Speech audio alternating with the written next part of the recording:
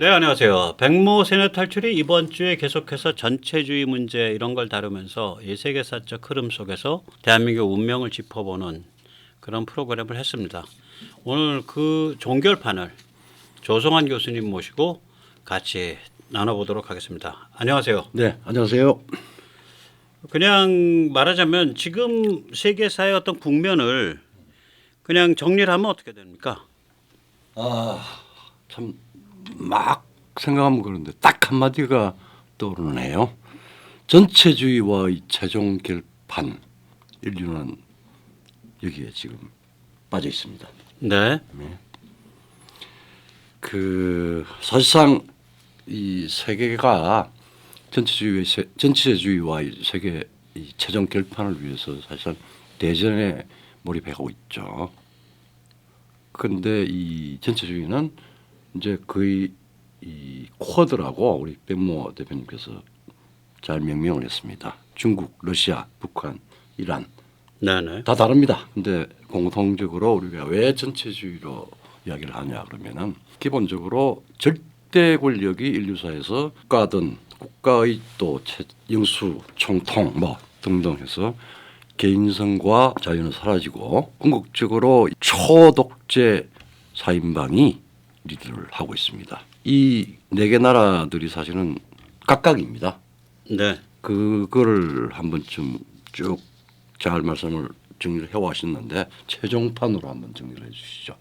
예. 그러니까 이제 전체주의 코드라 그러면 중러 북이 예, 그렇죠. 인물이라 그러면 시진핑, 푸틴, 김정은, 그다음에 하메네이. 저는 하메인이라고 자꾸 그래. 네. 원래 한번 고유명사로 들어가면은 네, 그렇습니다. 그러니까 메리오츠 호텔이 아니라 메리아스 호텔. 그렇죠. 예술의 전당이 아니라 전설의 고향 뭐 이런 거예요. 말하자면 연식이 되니까 예, 예. 네, 고유명사 이 장애증이 오죠. 네. 어쨌거나 이 하메네이 이렇게 이제 네 명이 이제 이게 악마의 사인방인데 요새 그 외국 프로들이 얘들을 갱 오브 포라고 불러요.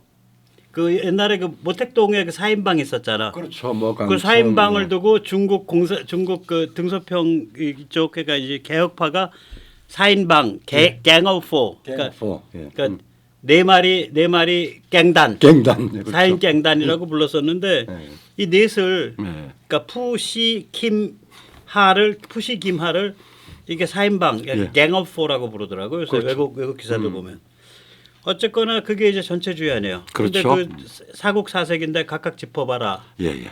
각각 짚으려면 내 나라 얘기해야 되잖아. 그렇죠. 예.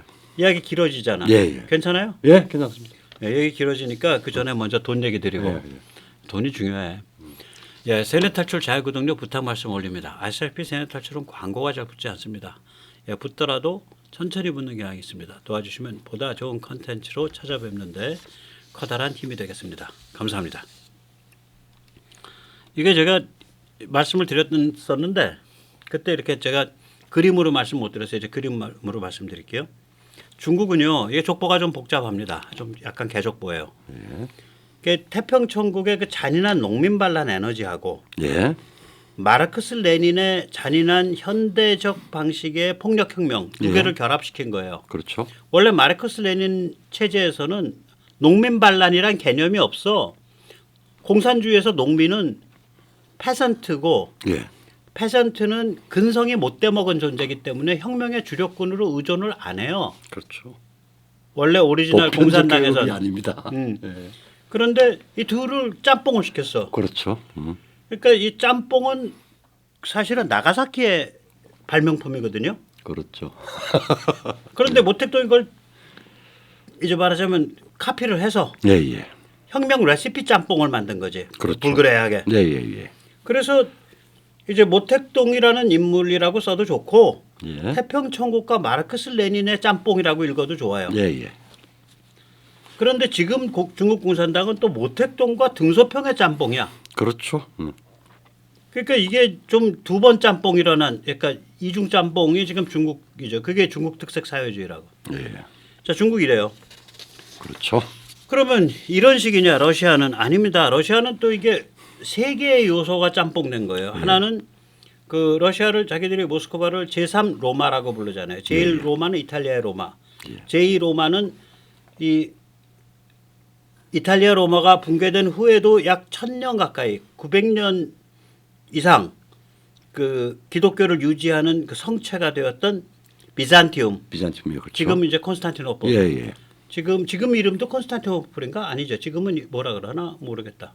지금도 지금 이제 그 아주 터키 영토잖아. 예, 터키 영토 네, 네. 아주 딱 그 박물관 네네. 도시죠. 예. 그래서 이 얘들은 이제 그 러시아 정교 그리고 그 러시아 제국의 영광 이 레시피가 하나. 그 다음에 뭐 말 안 들으면은 뭐 자살 당하게 만들잖아. 예. 그러니까 뭐 10층에서 날개 만든다든지 예, 창문 밖으로 예. 안 날았네. 그럼 어떻게 하다 보니까 죽었네. 예. 그 다음에 뭐 그냥 도끼를 좀 휘둘렀는데 일가족을 전부 도끼로 찍어 죽인다든지. 그렇죠. 아니 그냥 공주계되게 휘둘렀는데 어떻게 가서 그냥 사람을 맞는 거예요. 그 마피아 폭력성이죠. 예. 그 다음에는 이제 여기가 이제 국가라는 간판을 건 석유가스 회사 아니야. 그렇죠.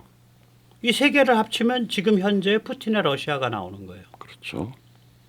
그러니까 이거는 뭐라 그럴까 좀 이상한 전체주의지. 전체주의는 전체주의인데 네. 우리로 치면 이제 동이족 대고구려족 찾는 그런 그 동이족의 대영광. 네, 그렇죠. 인류 모든 문명은 동이에서 나왔다 뭐 이런 거. 예. 거기부터 시작을 해서 예. 그게 이제 우리로 치면은 뭐 유영철이 만든 정당. 연쇄살인범 유영철의 정당. 뭐 양은이는 그 밑에서 꼬봉. 거북이고. 그렇죠. 그런 거. 그 다음에 막 그냥 뭐 가스와 무슨 저기 석유가 막 그냥 전국 천지 사방에서 다 튀어나오는 거야. 예. 뭐 포항 같은 데 갈 필요도 없어.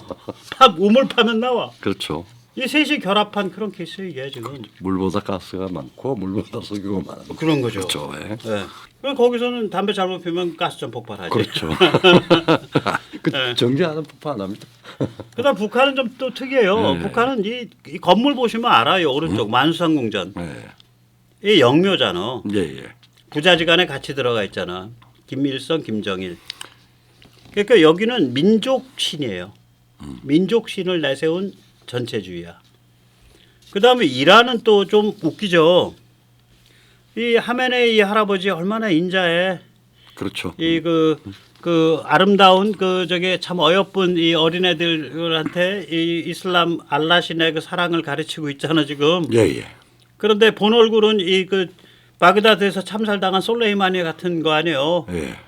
그냥 폭력 혁명으로 다 잡아 죽이고 중동 전체를 피바다로 만들겠다는 거 아니야. 예. 그러니까 이게 네 나라가 예. 다 칼라가 다른 거예요 전체주의가. 다르죠. 예. 그래서 이제 이렇게 성격과 본질이 제각각인 네 마리 악마가 똘똘 뭉쳐서 쿼드가 되고 두목으로 선출된 게 그 투표했어요. 그렇죠. 투표했다니까. 누굴 두목으로 할 거냐? 시진핑이야. 아, 그렇죠. 예. 그래서 이거 총평을 하면 어떻게 보시는 거예요? 다 망해가죠. 근데 참 망해가는 구체적인 내용을 뭐 이야기하기 전에 우리가 이제 아리스토텔레스가 혼합 체제, 모든 체제는 이렇게 섞여 있잖아요. 네네. 그러니까 우리도 뭐 내부에 전체주의적인 요소 뭐 다 섞여 있는데 혼합 체제라기보다는 그 아리스토텔레스 이야기를 혼종이라고 하는 게 나을 것 같아요. 보니까. 혼종. 네. 상당히. 근데 혼종인데 그러니까 종류가 각각의 종자가 달라. 다 그러니까 각각의 그러니까 혼종의 집합이야. 집합, 혼종들의 혼종도 집합이고 마지막에는 결국은 유일지배라고 하는 거고. 전체주의라는 그런 그렇죠. 거에 예. 그런 거죠. 예. 그렇죠. 이제 그런 건데 악마성 외에는 공통점이 없죠. 없죠. 그렇죠. 그러니까 체제나 제도나 이게 의미가 없어요. 다 영수나 총통이나 수령이나 이런 방식으로 귀착이 되어버려서 사실은 네. 악마적이고 가장 태행적인 요소다. 이 네 나라를 각각을 한번 좀 설명을 잠깐 해주시죠. 우선 뭐 지금 전쟁하고 있는 러시아 또 네. 저기 평양까지 간다고 그러니까 참 유럽 시장을 상실을 하니까 전쟁을 하면서도 중국한테 손 벌리고 안 되니까 또 이제 정원이한테 가졌어요. 그럼 손 벌린다기보다 중국 협박하러. 협박하러 간 거죠. 예. 그 다음에 원유가스 전부 이제 중국이 절대적이고 그러니까 사실은 손도 벌리고 힘들어지고 이러니까 지금 시위를 하고 간 게 이러다가 잘못하면 중국 속국 되겠다. 네. 침 놔야지 이러면서 지금 이제 움직이고 있는 것 같은데 그런 측면에서 이게 이제 이 전체주의 사색이 지금 제각각으로 이제 자기들 이 속을 드러내고 있는데 다 망해가는 집구석입니다. 예. 이번에 그 러시아 하르키우 대공세도 잠깐 좀 얘기를 해주시죠. 그거 뭐 국내 언론에서는 러시아가 이제 판 뒤집는다 이런 식으로 막 나발 불었었거든. 그렇죠. 이제 원래 이제 한 6월쯤에 지금쯤 대공세 하려고 준비를 했으라고 예상도 했고 또 그래야 그게 제대로 된 작전이 될 수 있는 부분인데 이게 예, 15만 이상 동원했어요. 그렇죠. 된다 그러더라고. 예. 근데 그 동원이 그거보다 훨씬 작았어요. 그렇죠. 그러니까 제대로 된 동원도 못하고 네. 마음은 급했죠. 왜냐하면은 미국이 이제 그 극적으로 네. 저 이제 원조 지원이 다시 재개가 되고 그 다음에 나토가 다시 이제 이 재정비가 되고 하면서 뭐 이제 이 러시아 국경까지 밖으로까지 이제 공격을 이야기를 하고 그러니까 한 달 정도 앞당겼습니다.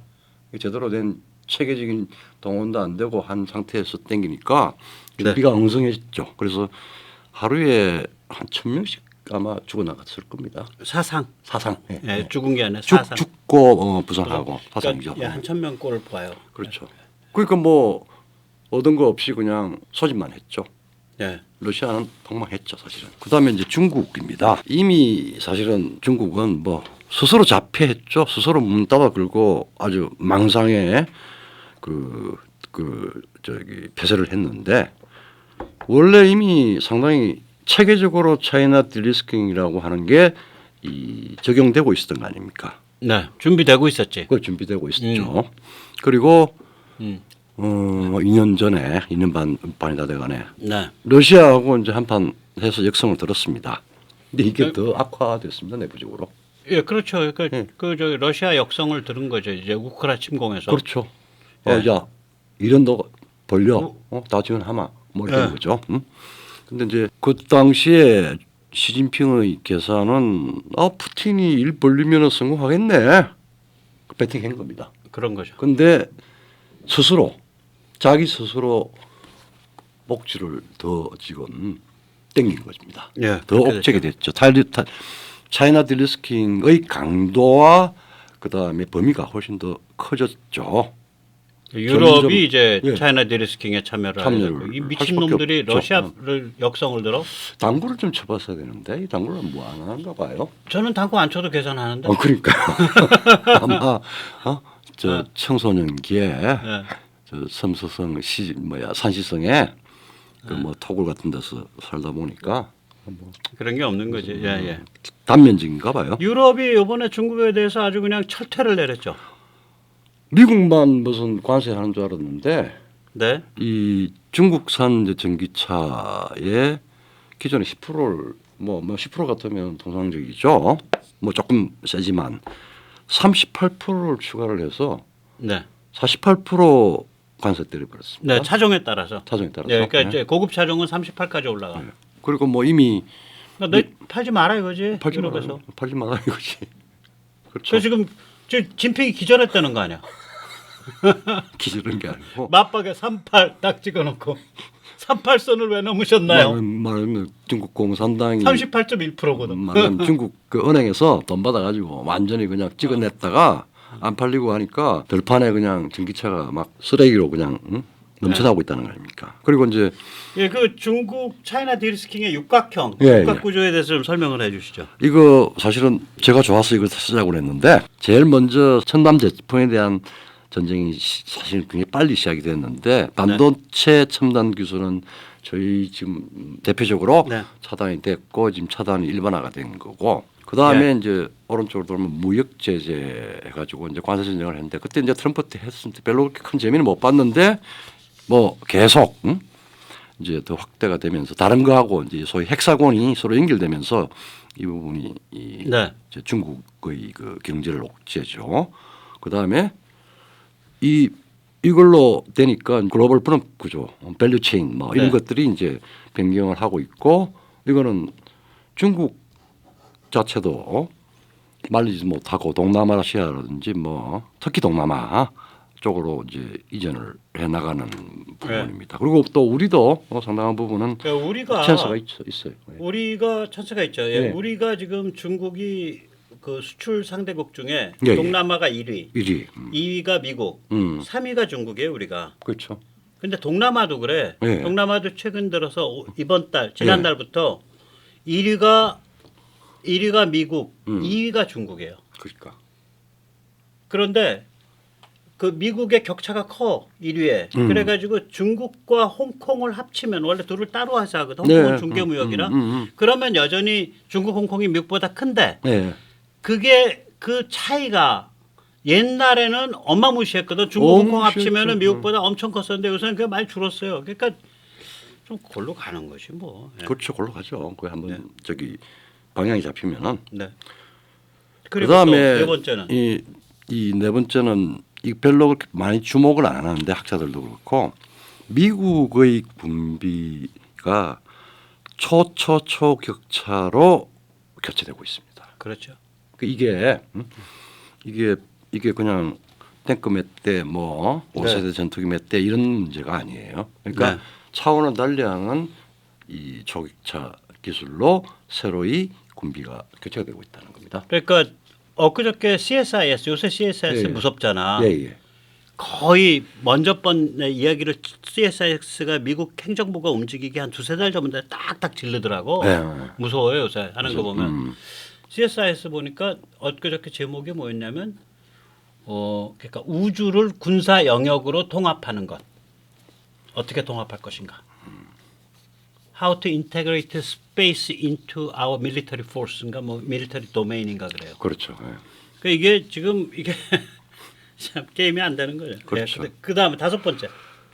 이제 이런 식으로 해서 지금 몇 년입니까? 뭐 적어도 한 5, 6년 동안에 진행되어 온 네. 말하자면은 비중, 반중, 네. 재중, 이 제압. 그러니까 네, 재중. 재중이라고 하는 게 이제 이게 이제 되고 거기 그냥 한 국가만이 아니라 각각의 짝을 이루어서 지역마다 이렇게 해서 이 반중이 계속되고 있습니다. 그러니까 아주 자연스럽게 사실상의 동맹 체제가 전환이 되고 있는 겁니다. 동맹 그러니까 뭐라 그럴까 미니 동맹들의 네트워크이죠. 그렇죠. 미니 동맹들이 그러니까 한미일 3국, 그다음에 뭐 미국, 필리핀, 일본 그렇죠. 3국, 그다음 미국, 대만, 그다음에 한국, 미국, 베트남 뭐 이런 식으로 미니 동맹들이 그다음 뭐 노르웨이, 스웨덴, 나토 가입 뭐 등등등 해서 트랜스포밍을 하는 겁니다.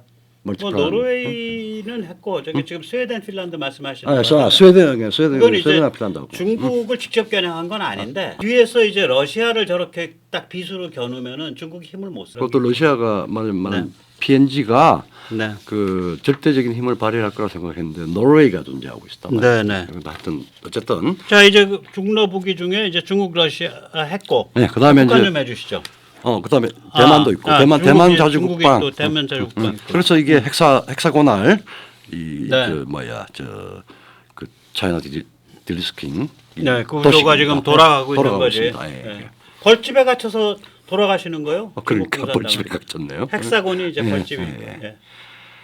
자, 근데 이제 이 네.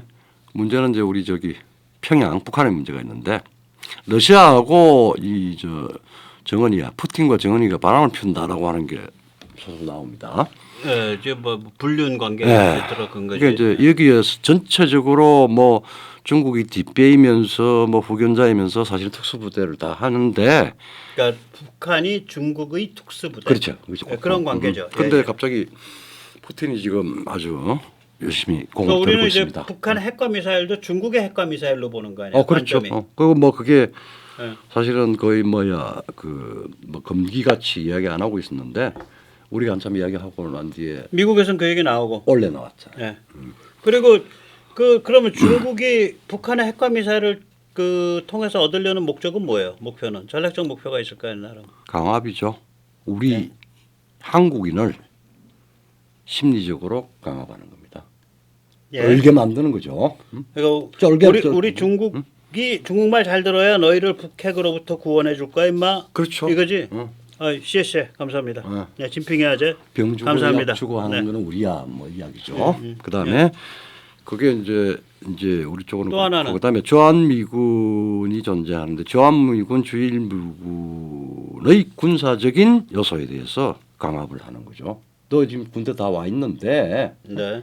여차하면은 북한 핵 있어. 저거 그러니까 그래서 우리 중국이 대만이나 남중국해를 도모할 때 너 움직일 생각하지 마. 하지 마. 꼼짝 마. 이거지. 그 군사가. 나로는 예. 이제 평양 이거를 핵이- 시드니 사일러가 암시를 했어요. 이 얘기를 지금 미국의 어떤 평론가도 안 해요. 안 해요. 그러니까 시드니 사일러가 북한의 핵은 강압용이다까지인데 음. 강압의 내용은 얘기를 안 해. 안 했지. 예. 내가 그 아저씨 좋아하는데 예. 대머리가 좀 아니었으면 더 좋아할 뻔했는데 저는 약간 대머리야. 한 8, 9년 프로죠, 전에 프로. 북한 핵 문제를 가지고 하는 네. 박사학위 논문을 쓰는 친구한테 이 네. 강압이라고 하는 개념을 줘서 네. 분석을 했어요. 그러면서 결론은 첨단 비행 무기로 맞서야 되는 논리를 이야기를 근데 여기는 이제 네. 그때는 이제 북한 쪽 입장에서의 강압이고 그렇죠. 예. 우리 지금 주장은 뭐냐면 음. 중국의 강압을 북한이 대리해 주는 거야. 그렇죠. 예. 그렇죠. 예. 지금 북한에 의한 강압이 아니라 예. 중국에 의한 강압인데 그걸 메이드 인 북한이라고 레이블을 붙인 거예요. 그렇죠. 예.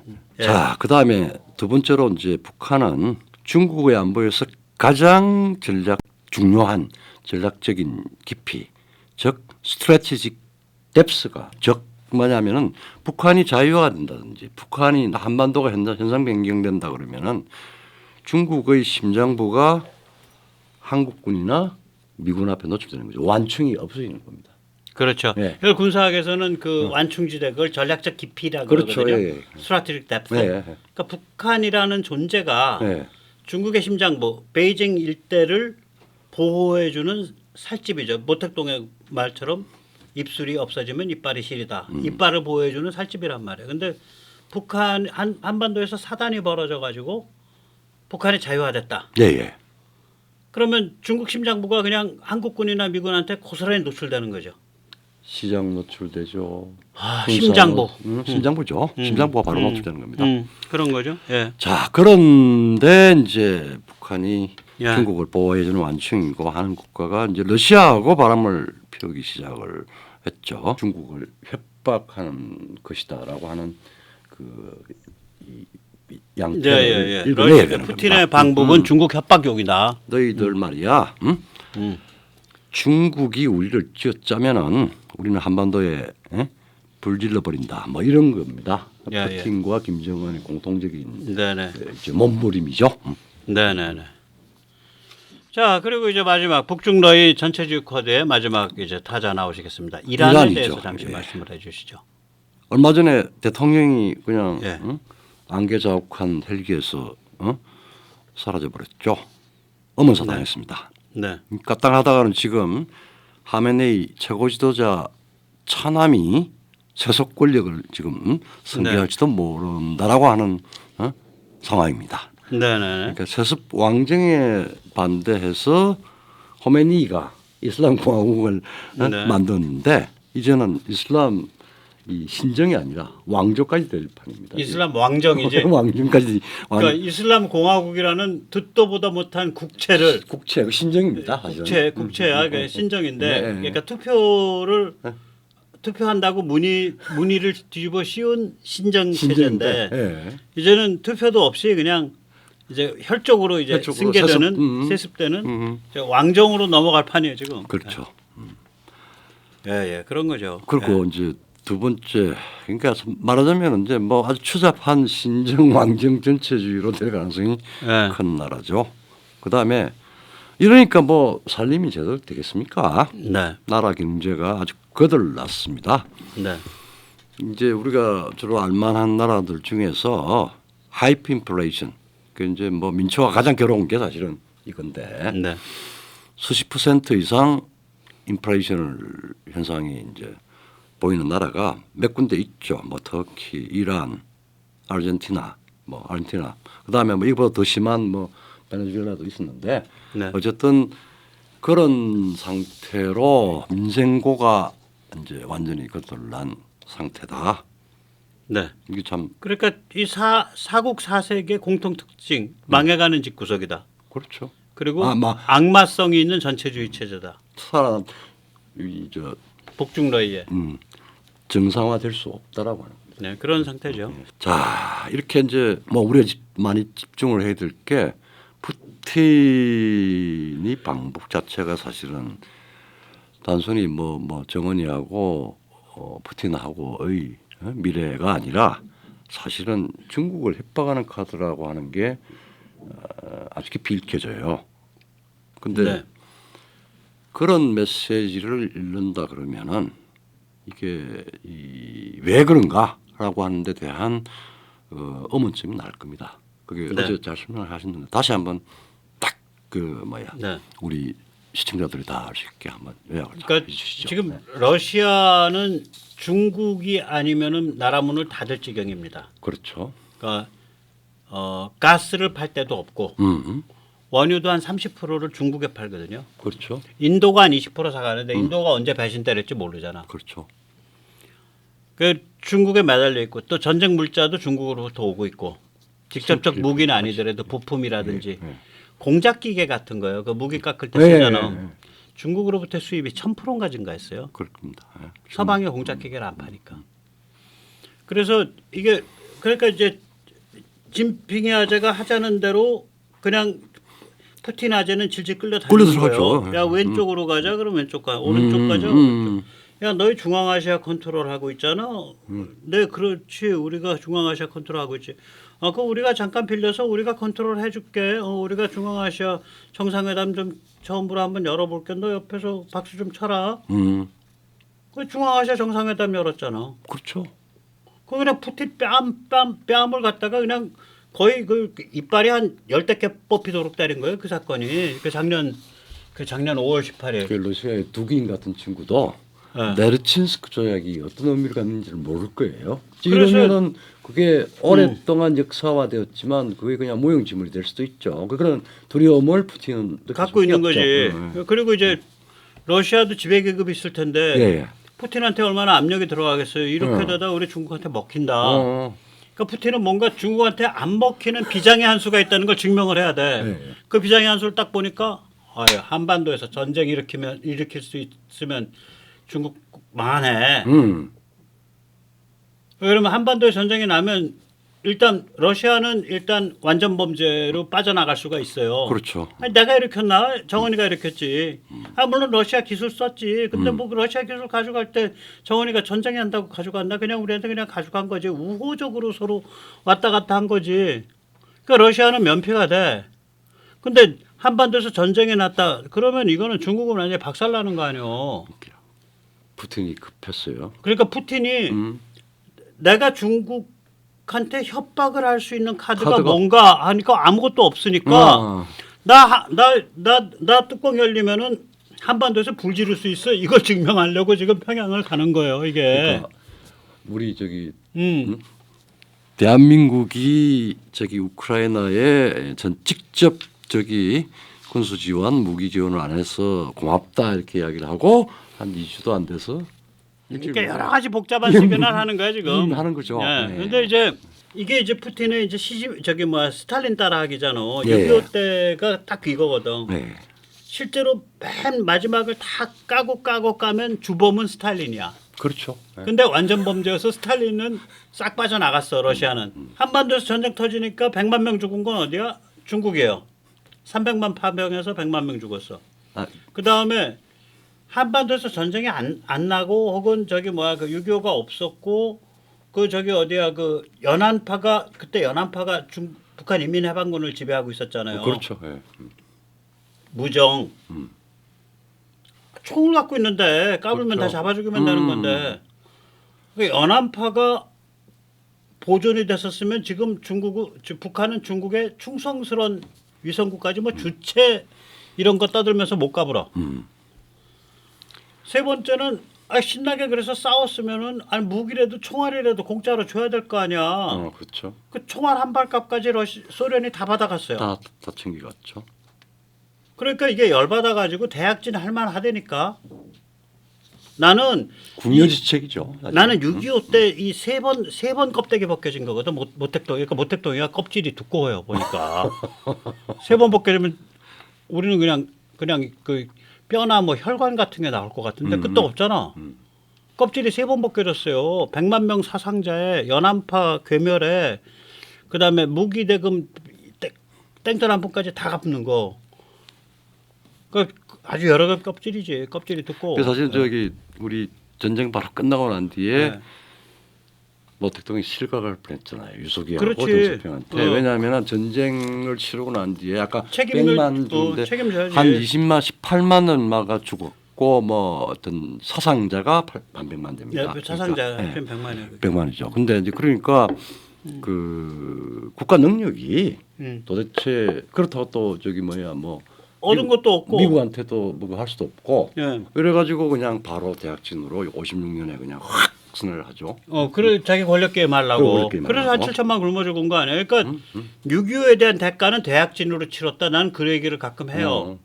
거기서 또 스톱했으면 되는데 어. 이제 더 이제 극단적인 그러니까 그 정도로 6.25라는 게 저기 중국한테 치명타였다고. 예, 그러니까 푸틴은 이제 너의 6.25 기억하지? 예, 예. 그때 뒤에서 진짜 방화범은 스탈린이야. 근데 불에 탄 건 누가 탔어? 중국이 탔고 모택동이 탔잖아. 네. 이번에도 내가 진짜 방화하는데 나 방화 전문가여서 나는 완전 범죄로 나랑 러시아는 빠져나가. 근데 너는 불에 타서 죽을 것 같다. 이게 막 푸틴이 스탈린 흉내내는데 그거야 지금 이게. 입지가 다르니까 이제 우리도 금방 이거 입지가 그런데 세죠. 이제 뭐냐면은 네. 이게 악마끼리 지금 어깨 싸움하는 거 아니야? 그렇죠. 예. 진핑이는 야 우리가 그 정도 더 어렸으니까 우리가 러시아 한 절반쯤 집어 먹어야겠다 이거고 진핑이 하잖아. 푸틴은 야마 그럴 수도 있는 거지 자식아 그거 가지고 너희가 다 우리를 주워 먹으려면 이렇게 악마끼리 어깨 싸움을 하는데 그 어깨 싸움의 모티브가 한반도 전쟁인 거예요. 그래 으스스하지. 어서서하죠. 예, 참 그렇습니다. 이 위기중중한 상황에서 대한민국의 운명을 가늠하는 어떤 그 프레임워크를 하나 그려보면 어때요?